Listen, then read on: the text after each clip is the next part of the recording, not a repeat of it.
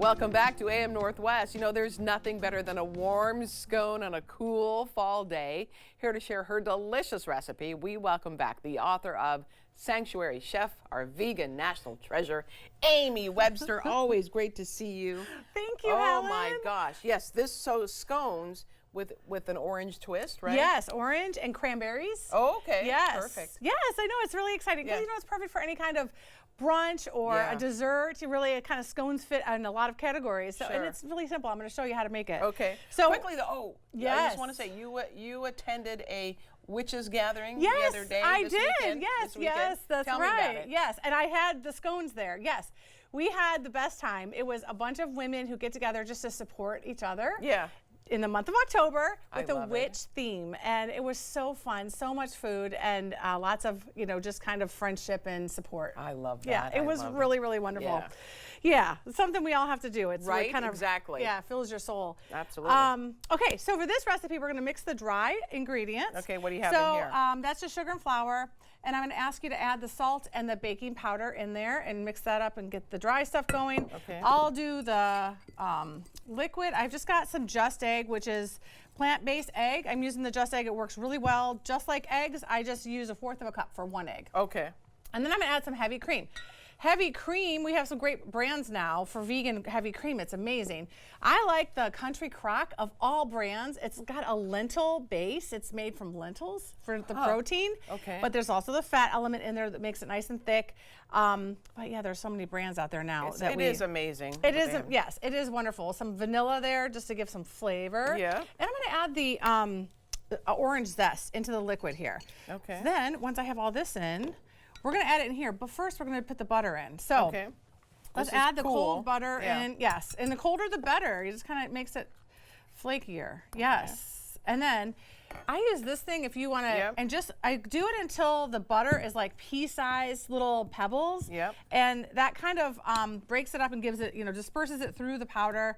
And as soon as we get all of that, then I'm going to, I want to add my cranberries into my liquid while you're doing that. Okay. Yeah, so now the cranberries I like the cranberries because it's a nice kind of balance with the orange. Yes. But I would agree. you could use you could use raisins if you like that, or you know, any kind of variation of dried fruit. But I've also used this recipe with blueberries, like frozen blueberries. You just have to make sure you get all that water out because if you add water, you're going to add moisture to this, and you know, baking is such a chemistry. Oh my gosh. You have to you have to get it exactly yes, right. the ratio is very important. Just throw right. willy-nilly. Right, yes, not like you come with cooking, just like stovetop cooking. Yes, exactly. I think all we right. got Oh, good. Okay, so we're going to add in the liquid with our our cranberries, and we're just going to mix it up.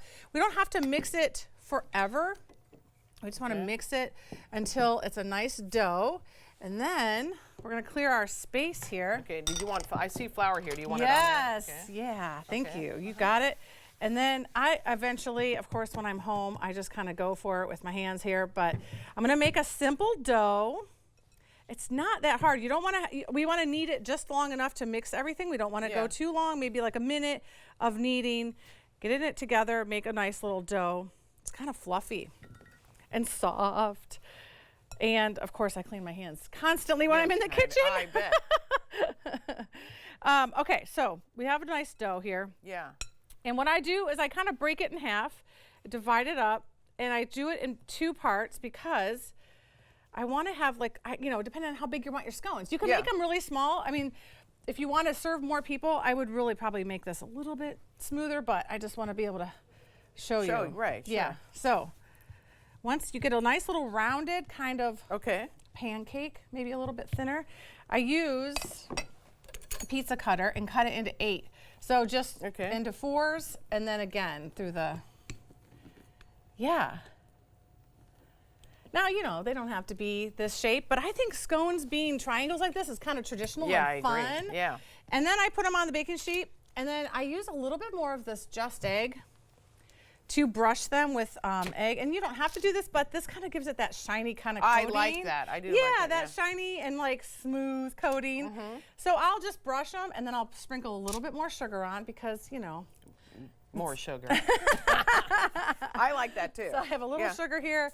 Yeah, so make them, and then when we bake them, and then we're gonna make The glaze, which is really just 2 ingredients, is right here. Okay. Powdered sugar and then orange juice. Powdered so, sugar. you know, for a nice glaze, really, really easy. It's powdered sugar and then a liquid. Sometimes you could use like a plant-based milk or, you know, a flavoring. In this case, we're using orange juice because these are flavored orange and That cranberry. makes sense. Yes, I know, right? I think the witches would approve. Yes, the witches, they would approve.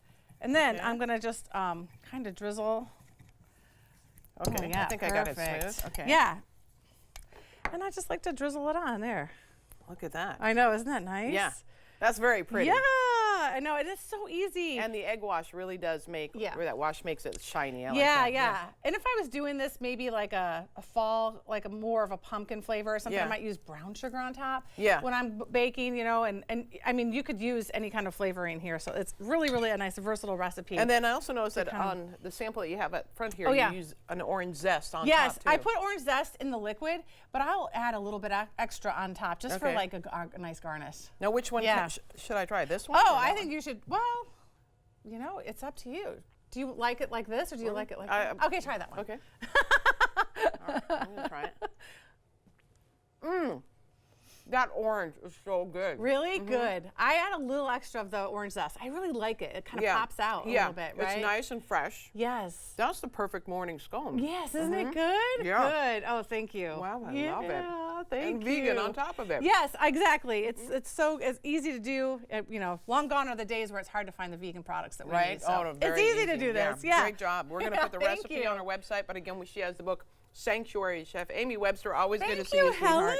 All right, we'll be right back with more AM Northwest. Don't go away. This is yummy. Oh, good. I'm gonna